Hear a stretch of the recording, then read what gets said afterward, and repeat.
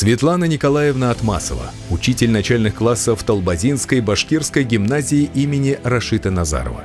«Я чувашка по национальности, но по духу башкирка». Так представляется Светлана Николаевна, которая посвятила свою жизнь изучению, преподаванию и популяризации башкирского языка, став для своих учеников и родителей настоящим проводником в мир башкирского наследия. Особое место в ее деятельности занимает популяризация творчества выдающегося башкирского поэта Рашита Назарова. Светлана Николаевна является активным членом инициативной группы района по увековечиванию творчества Назарова. Благодаря усилиям группы Толбазинской башкирской гимназии в августе 2022 года было присвоено имя Рашита Назарова, а также установлена мемориальная доска на стене школы в деревне Турумбет Аургазинского района, учреждена премия его имени.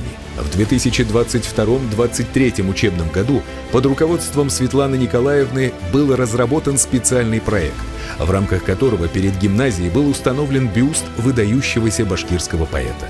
По инициативе Светланы Николаевны с 2017 года в гимназии проводится республиканская научно-практическая конференция «Назаровские чтения» с участием более 1000 человек.